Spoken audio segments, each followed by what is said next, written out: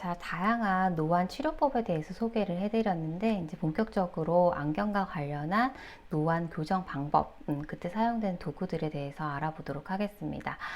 가장 기본이 되는 단초점 돋보기 같은 경우에는 멀리 보는 시력이 좋아요. 이제 정시인 경우에 정시인데 노안이 왔다라고 했었을 때 선택할 수 있는 도구이기는 합니다. 그러니까 평상시에는 안경을 안 쓰는 사람인데 노안이 와서 가까운 곳을 볼 때마다 이렇게 돋보기 형태, 그러니까 가까운 데 보는 도수가 들어있는 그런 단초점을 쓸 수가 있죠. 근데 멀리 보는 시력도 안 좋고 가까운 데 또 노안이 같이 왔다라고 하면은 멀리 볼 때의 안경과 가까운 데 볼 때의 안경이 두 개 다 필요한 경우잖아요. 필요로 하는 도수가 다르기 때문에 그런 경우에 어떤 썼다 벗었다 하기 너무 번거로워서 만들어진 렌즈의 형태가 이중 초점 렌즈예요. 이거 고안한 사람이 바로 벤자민 프랭클린이었었죠. 그죠? 그래서 위에는 원거리 도수, 아래쪽에는 근거리 도수 이런 식으로 있는 형태. 그리고 중간거리 불명시력이 발생하는 경우에 요거를 사용을 한 거고 여기에서 좀 더 이제 발전된 형태가 누진 굴절력 렌즈의 형태입니다. 그래서 요것들 중에서 먼저 요 두 가지 이중 초점 렌즈와 삼중 초점 렌즈의 이 다초점 렌즈라고 해요. 초점이 하나가 아니니까요. 그래서 이 렌즈를 만드는 제조 방법과 관련해 가지고 먼저 설명을 좀 드리도록 하겠습니다. 자, 다초점 렌즈에는 이중 초점 렌즈와 삼중 초점 렌즈가 있는데요. 이중 초점 렌즈를 주로 쓰고 삼중 초점 렌즈는 있긴 하지만 잘 사용은 하진 않아요. 이제 구조는 만든 방법이나 이런 원리는 똑같기 때문에 이중 초점 렌즈를 기준으로 해서 설명을 드리도록 하겠습니다. 자, 요런 이제 노안 교정용 렌즈라고 하면은 그 한 장의 렌즈에 이제 다른 도수가 들어 있는 거죠. 뭐 멀리 보는 도수와 그리고 가까운 데 보는 도수가 이렇게 두 개 들어있다. 혹은 중간가리까지 더 들어있으면 이제 삼중 초점 렌즈가 되는데 이 렌즈의 도수 같은 경우에는 이렇게 되어 있습니다. 원형 도수, 지금 멀리 보는 도수가 있죠. 위에 멀리 보는 도수가 있고 여기에다가 가까운 곳을 볼 때 필요한 그러니까 수정체가 원래 해줘야 되는데 수정체가 조절을 못하다 보니까 이걸 렌즈로 대신해 주는 거잖아요. 그럼 수정체가 하는 기능이 굴절력 값을 플러스 값을 높여가지고 가까운 곳을 잘 보게끔 해주는 거죠. 그래서 멀리 보는 도수에다가 실제 수정체가 해줬었던 플러스 굴절력 값을 갖다가 더해줘라고 해서 애드 값이라고 합니다. 필요로 하는 조절력 값이 되는 거죠. 그래서 애드 값을 더해서 실제 가까운 곳에 필요한 굴절력 값이 만들어지는 거죠.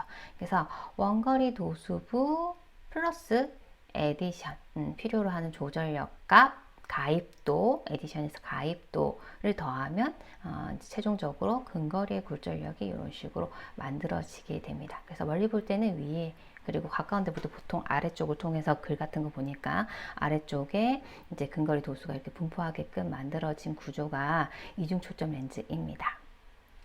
자, 근데 이 이중 초점 렌즈도 만드는 방식이 크게 두 가지 형태로 만들어요. 융착형이 있고 일체형이 있습니다. 융착형은 지금 이제 오른편에 보고 계신 이 렌즈의 형태처럼 원거리 렌즈가 이렇게 기본적으로 있고 거기에다가 근거리 렌즈, 근거리 굴절력 값을 가질 수 있게끔 위에다가 탁 붙여가지고 만드는 형태가 융착형이에요. 붙여서 만드는 거 지금 여기 보시게 되면은 이렇게 만드는 거고 일체형은 원피스 타입이거든요. 재질이 똑같아요. 재질이 똑같은데 곡률 값의 변화를 줘서 결과적으로 근거리의 부의 어떤 굴절력 값을 다르게 분포할 수 있게끔 그렇게 만들어진 형태가 일체형입니다. 그래서 만드는 방식은 하나는 붙여서 만드는 융착형, 두 번째는 원피스 타입으로 하나의 재질인데 곡률의 변화를 줘서 만드는 일체형, 이렇게 두 가지가 있다라고 보시면 되겠습니다. 자, 그래서 이중 초점 렌즈는 기본적으로 원거리부가 있고 근거리부가 있잖아요. 그래서 이 원거리부의 렌즈를 다양한 이름으로 또 부를 수가 있어요. 그래서 원형부의 이 렌즈를 제가 이제 DF 이렇게 표시했잖아요. 굴절력 값인데 이제 파 해가지고 F로 표시를 했는데 대옹 렌즈라고 합니다. 대옹 렌즈. 근용부는요. 소옹 렌즈 같이 이렇게 기억해 주시면 되겠죠. 자, 그리고 원거리 부는 이제 기본이 되는 엄마 렌즈, 모 렌즈, 그리고 아래쪽에 있는 근거리 부는 자 렌즈. 이렇게 되고요. 그리고 또 원형부를 또 다른 말로 메이저 렌즈라고 합니다. 이제 기본이 되니까. 그리고 붙여져 있는 이 아래쪽에 있는 근형부를 세그먼트 렌즈 혹은 버튼 렌즈라고 합니다. 그래서 이 부분에 대해서 다양한 이름으로 불려지기 때문에 이렇게 해도 이제 원형부를 얘기를 한다, 이렇게 해도 근형부를 얘기한다, 그렇게 이제 이해만 하실 수 있도록 알아두시면 되겠습니다. 자, 그러면 이 이제 다초점 렌즈, 그 중에서도 이중 초점 렌즈를 만드는 제조 방법에 대해서 한번 살펴볼 텐데요. 어쨌든 이제 원거리부랑 근거리부의 굴절력 값이 다른 거잖아요. 그렇게 구성이 되게끔 만들면 되는 거잖아요. 그렇게 만들기 위해서는 이제 이 면굴절력식을 이용을 해서 만들어요. 자, 만드는 방식은 크게 두 가지 방법이라고 말씀을 드렸는데, 하나는 붙여서 만드는 융착형이 있었었고, 또 다른 하나는 같은 재질로 해서 만드는데 공률 변화값을 줘서 만드는 일체형이 있었어요. 자, 먼저 융착형 같은 경우에 어떻게 만드느냐라고 하면은, 지금 원거리부 도수에 대해서 근거리부 도수가 이제 필요로 하는 플러스 값이 가입이 된 거잖아요. 플러스 값이 더 큰 거죠. 그죠? 그래서 그렇게 만들기 위해서 어떻게 하냐면, 지금 이제 원거리부에서 사용하는 재질과 다른 재질로 붙여요. 어떻게 붙이느냐면, 요 재질을 이용을 했었을 때 굴절력 값을 높일 수 있는 재질을 선택을 해서 붙이거든요. 그래서 지금 보시게 되면 면굴절력식이 지금 R 공률 반경분의 굴절율 빼기 1, 렌즈는 공기 중에 있으니까 이 1은 공기의 굴절율이 되겠죠. 이렇게 해서 굴절력 값이 결정이 되는데, 이 굴절력 값을 높이기 위해서 줄 수 있는 변수가 지금 식에서 보면은 굴절율의 변화를 줄 수도 있고, 아니면 공률 반경값의 변화를 줄 수도 있는데, 이 융착형 같은 경우에는 지금 자렌즈에 붙이는 이 재질의 굴절율 값의 변화를 줘서, 굴절율 어떻게 하면 굴절력이 높아질까요? 굴절률이 높은 재질을 사용을 하면은 이 부분에서의 굴절력 값이 높아질 수가 있겠죠. 그죠? 그래서 융착형 이중 초점 렌즈는 이 모렌즈와 다른 재질의 재질을 이용을 해서 자렌즈부로 이용을 하게 되고, 이때 이용하게 되는 자렌즈부의 재질이 굴절률 값이 큰 것을 사용하면서 함으로써 굴절력 값을 높이는 거예요. 자, 그래서 이렇게 만드는 형태가 융착형인데, 이렇게 만들었었을 때 발생하게 되는 문제점이 있겠죠. 지금 굴절율이 다르고 굴절율 값이 여기가 크잖아요. 그럼 굴절율이 크게 되면은 저희가 어떤 광학적인 영향을 받나요? 높은 굴절율, 고굴절율?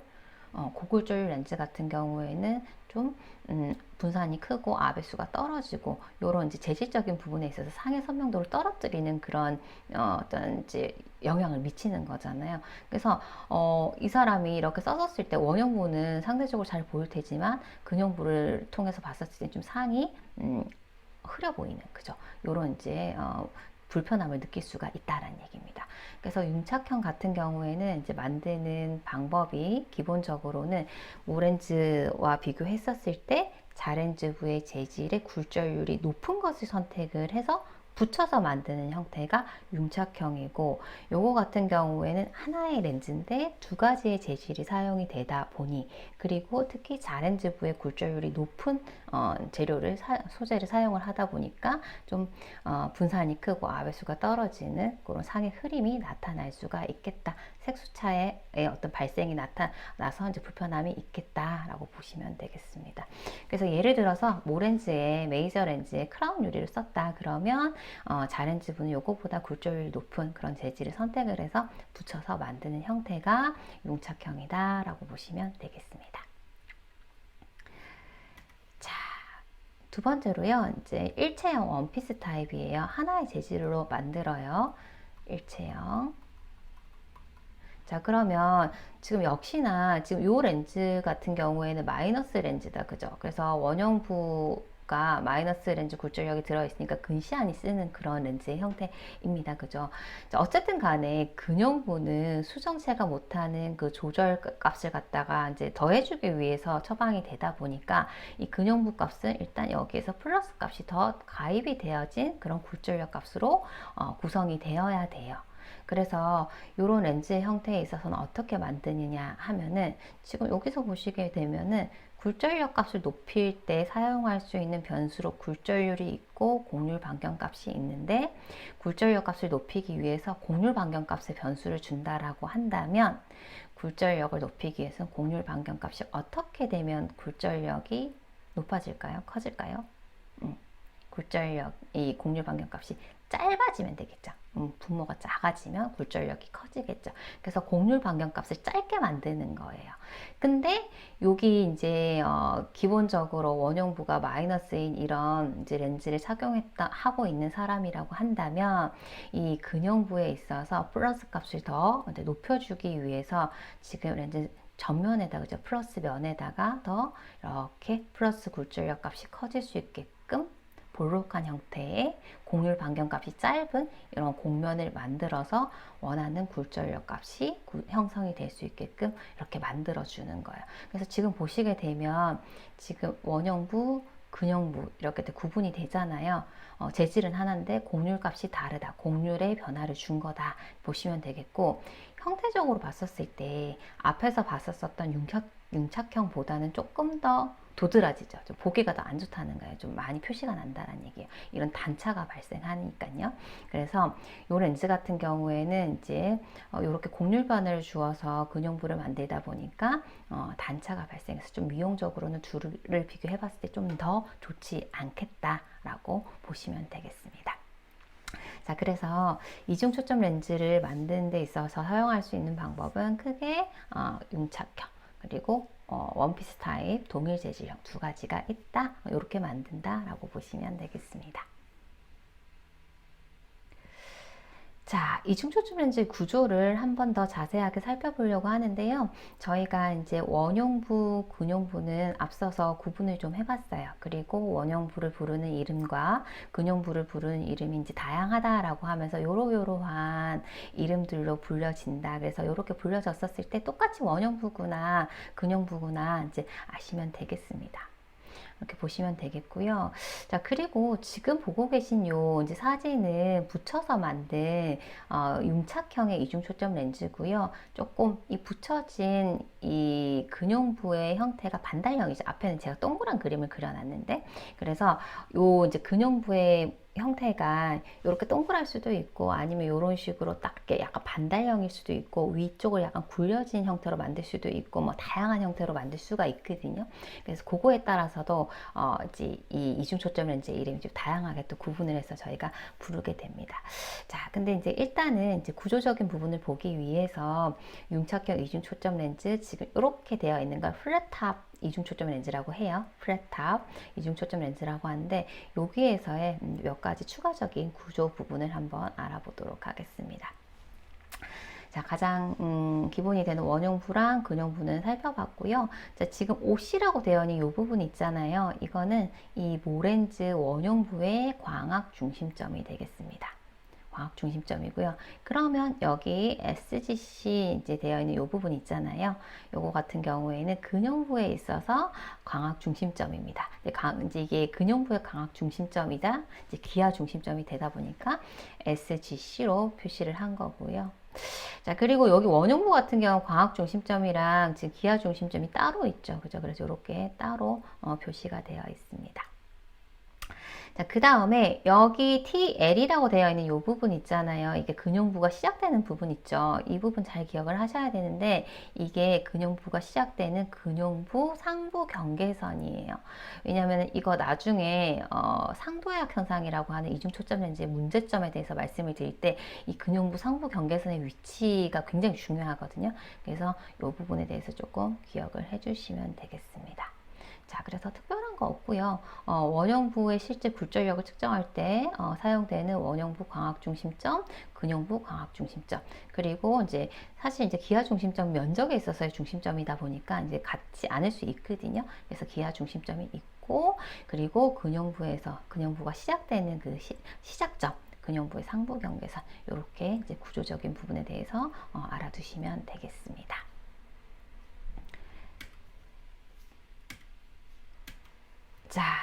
제가 이제 근용부의 형태에 따라서 그 이중 초점 렌즈의 이름이 다양하게 불려진다라고 말씀을 드렸어요.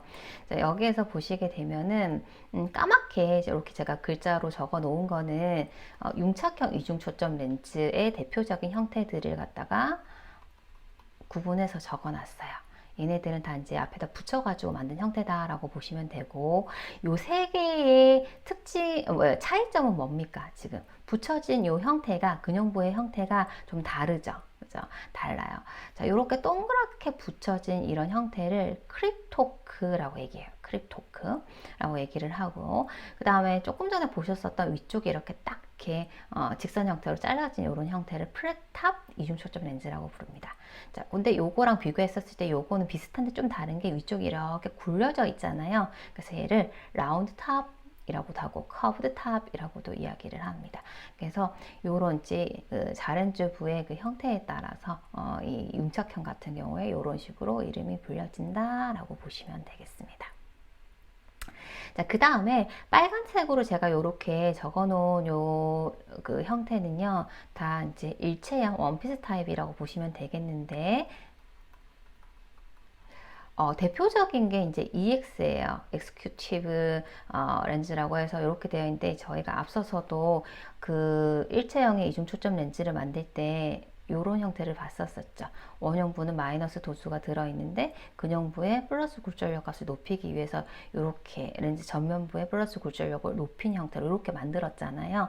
딱 이 형태가 이 EX형이에요. 이게 측면으로 봤었을 때고 전면으로 봤었을 때는 이렇게 나누어져 있겠죠, 반으로. 그래서 이런 형태가 이제 일체형, 그리고 이 대표적인 EX형이고, 이거 말고도 곡률값의 변화를 줘서도 다양하게 만들 수가 있어요. 그래서 요거 같은 경우에는 지금 요 안쪽에 파져 있는 요 부분 있죠. 요 부분 같은 경우에 근용부에 굴절력이 들어갈 수 있게끔 형태가 다르잖아요. 이렇게 만든 것을 울텍스, 바이텍스 이중 초점 렌즈라고 합니다. 그래서 지금은 한 일부가 들어가 있지만 일부가 들어가 있지 않고 이렇게 다 들어가 있는 형태도 있어요.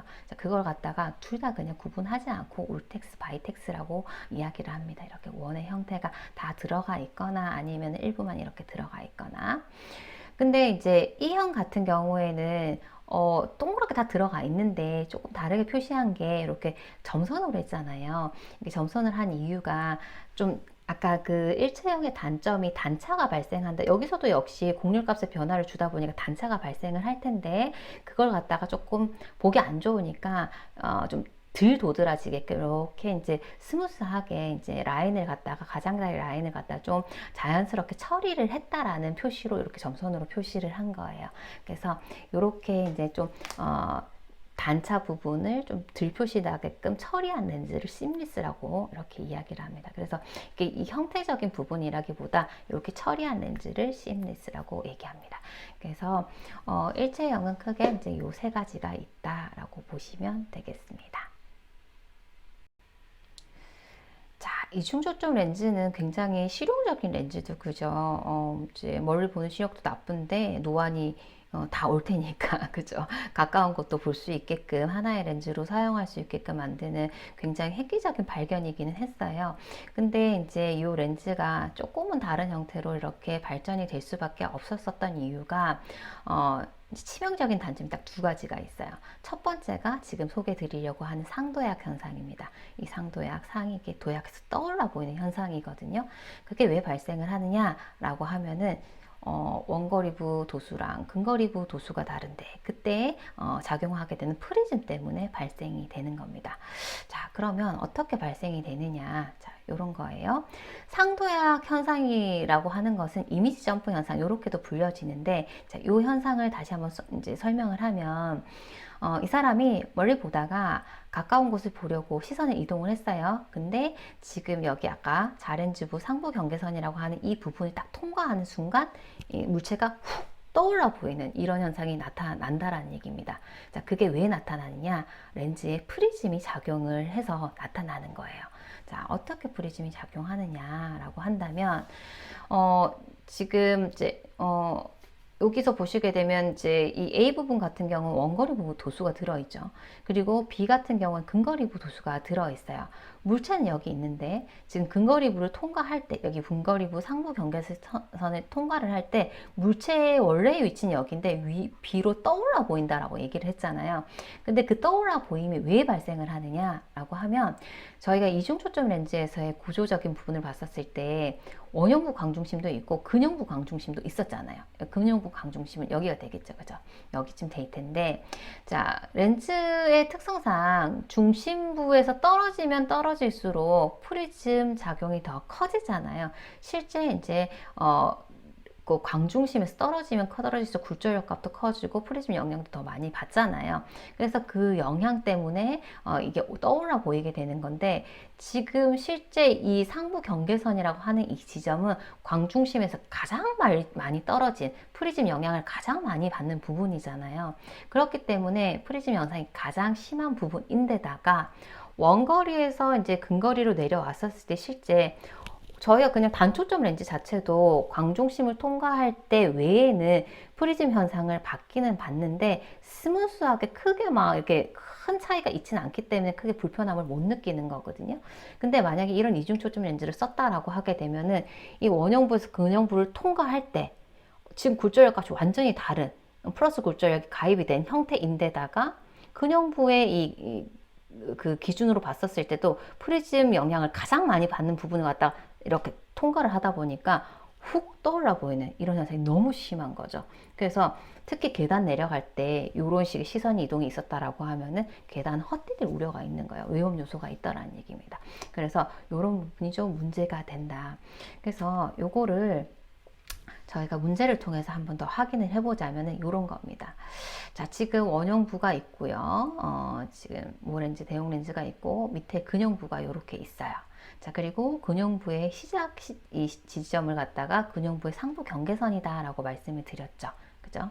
자, 그러면 이 문제를 한번 보게 되면은 이 근형부 상부 경계선이 이 문제에서는 광중심에서 5mm 떨어진 지점이라고 했어요.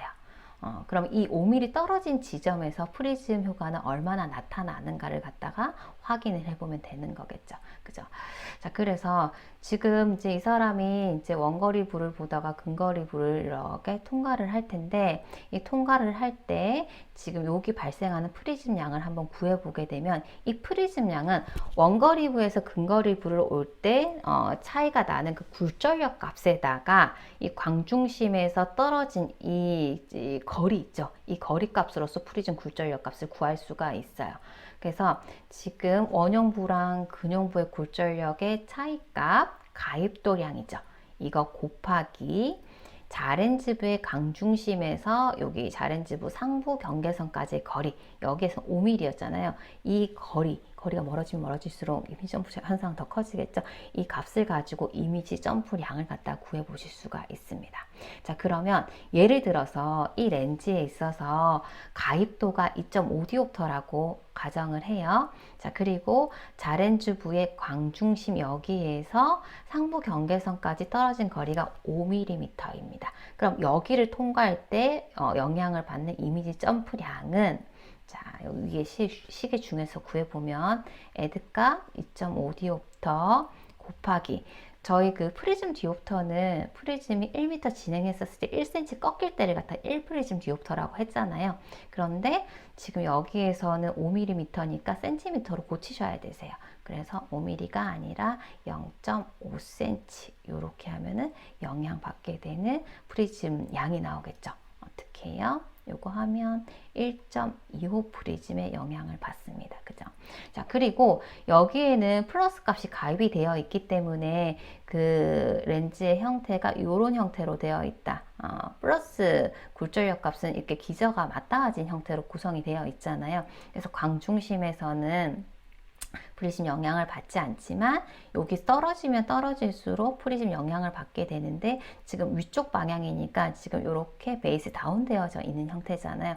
그래서 이렇게 들어왔었을 때 빛은 이렇게 꺾이지만 실제 상은 위로 훅 이렇게 정각 방향으로 떠올라 보이는 이런 현상. 그래서 지금 1.25 프리즘 베이스 다운 영향을 받아서 실제 상은 위로 떠올라 보이는 이런 이제 상도약 현상이 느껴진다라는 얘기입니다.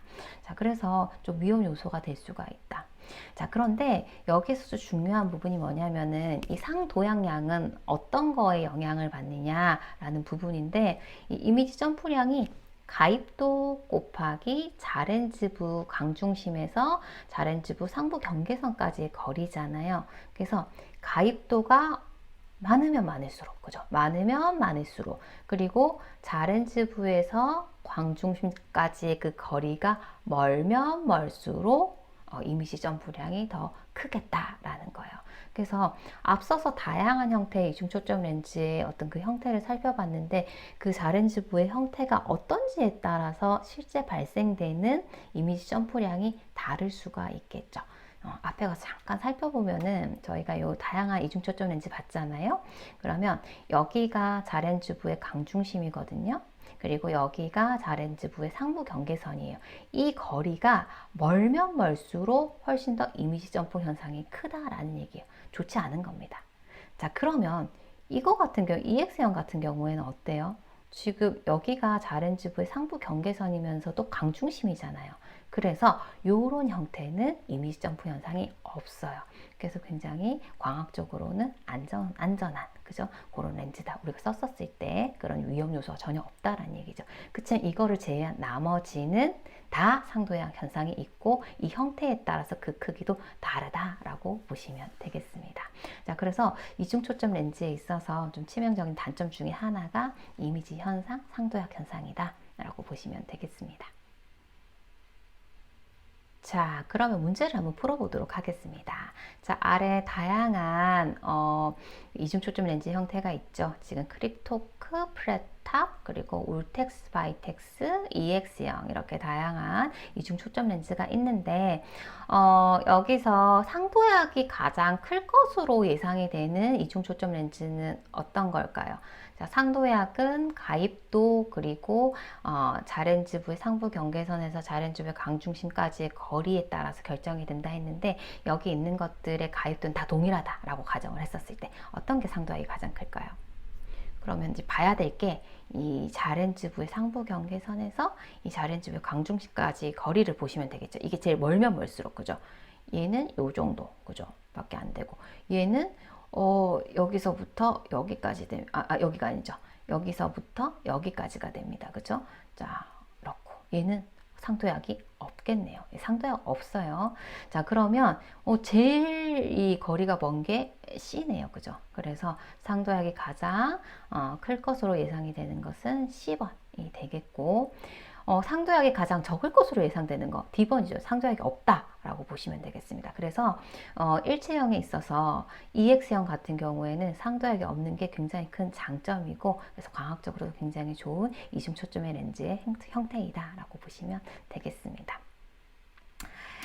자, 그래서 이 EX형 같은 경우 조금 전에 이제 상도약이 없다라고 해서 제가 설명을 드렸는데, 이런 형태죠. 요거는 원형부 도수가 플러스 도수예요. 그죠? 그리고 근형부는 더 큰 플러스 굴절력 값이 더 필요로 하기 때문에 이렇게 곡률 값을 더 짧게 해가지고 이런 식의 단차가 만들어진 거예요. 그래서 원형부하고 근형부하고 그 도수에 따라서 만들어내지는 단차 형태는 조금 다를 수가 있습니다. 어쨌든 근형부의 플러스 굴절력이 더 가입이 될 수 있는 형태로 곡률 값의 변화를 주는 형태다라고 보시면 되세요. 자, 그러면 이제 이 EX형 같은 경우에 특징이 굉장히 많은 렌즈다 보니까 많이 중요하게 다루는 그런 형태입니다. 그래서 특징을 잘 알아두셔야 됩니다. 자, 먼저 EX형은 원피스 타입으로 만들어내지는 이중 초점 렌즈의 형태고, 당연히 위에는 원형부는 상단에, 그리고 근형부는 하단에 이렇게 위치한 형태로 이제 만들어내집니다. 자, 그리고 이 형태를 봤었을 때 앞서서 다양하게 살펴봤었던 이중 초점 렌즈보다 굉장히 이제 근형부가 크다라는 걸 확인하실 수가 있죠. 근형부가 굉장히 넓어요. 그래서 근형부가 굉장히 넓기 때문에 어떤 근형부를 갖다가 주로 많이 사용해야 되는 그런 이제 뭐 사람들, 직업군에 있는 사람들 같은 경우에는 여러 가지 이중 초점 렌즈 중에서 이 EX형을 선택을 하는 게 좋겠죠. 그래서 그런 경우에 좋고, 근데 상대적으로 또 이제 이 근형부가 이렇게 넓어지니까 원형부는 좁아지잖아요. 그래서 원형부는 좀 좁아지게 됩니다. 그래서 이렇게 보시면 되겠고, 그리고 굉장히 큰 특징이 상도약이 없다라는 특징, 장점이 있었습니다. 이렇게 보시면 되겠고요. 그리고 원형부하고 근형부하고 굴절력 값에 따라서 곡률 반경값이 조금 다르게 구성이 된다, 이렇게 보시면 되겠고, 자, 그리고 경계선이 이렇게 단차가 있다 보니까 좀 미용상은 좋지 않다. 이거는 이제 EX형의 어떤 큰 특징이라기보다는 이렇게 일체형 원피스 타입의 특징입니다. 융착형이랑 비교했었을 때 이런 경계선이 좀 더 도드라지다 보니까 미용상 좀 더 좋지는 않다, 이렇게 보시면 되겠습니다. 자, 그리고 이런 구조의 특징을 가지고 있다 보니 아까 근거리 작업이 많은 사람한테 적당하다라고 말씀을 드렸었죠. 이런 사람한테 적당하고, 그리고 소아에게 적당하다 했는데, 이 소아라고 하는 경우, 이 소아에 해당되는 케이스가 어떤 케이스냐면, 왜 아이들인데 보면은 굉장히 어린 아이들인데 굉장히 두꺼운 플러스 도수의 렌즈를 이렇게 쓰고 있는 거 보신 적 있으실까요? 그 아이들이 사실은 시력이 안 좋아서 쓰는 게 아니에요. 시력이 안 좋아서 그런 게 아니라 아이들 중에 좀 조절을 과잉으로 하는 그런 아이들이 있어요. 근데 이제 조절이랑 또 같이 폭준 동반이 될 수밖에 없잖아요. 그래서 필요 이상의 어떤 조절을 과잉을 하는 아이들은 눈이 몰리거든요. 그래서 내사로 이행될 수 있기 때문에 그런 부분들을 조절을 갖다 좀 이완시키기 위해서 폭주돼서 약간 내사시로 이행될 수 있는 그런 부분들을 갖다가 좀 막아주기 위해서 좀 이렇게 안구가 크고 성장하는 동안에 그 플러스 렌즈를 착용을 하는 거예요. 그러면은 이제 조절, 폭주 이런 것들이 이제 밸런스가 맞게끔 되어서 정상적인 안인 상태를 가질 수 있거든요. 그래서 좀 크는 동안에만 이렇게 그걸 쓰다가 나중에 벗으면 돼요. 벗으면 되는데 이제 때에 따라서는 또 원형부 도수랑 근형부 도수가 다르게 사용이 되어져야 되는 경우가 있잖아요. 그래서 그런 경우에라고 하면은 이런 형태를 쓰면 좋은 게 근형부가 좀 크게 있으면은 아이들이 시선 이동을 했었을 때 좀 편하게 하겠죠. 작으면은 아이들 같은 경우에는 굉장히 그걸 맞추는 것 자체가 좀 부담스러울 수가 있어요. 그렇기 때문에 그런 뭐 소아라고 했었을 때 조절을 좀 과잉으로 하는 그런 케이스 있잖아요. 그런 경우에도 이중 초점 렌즈를 사용을 하는데 그때에는 이 EX형이 좋은 선택이 될 수가 있다라고 해서 소아나 근거리 작업이 많은 그런 사람에게 적당하다라고 이해를 하시면 되겠습니다.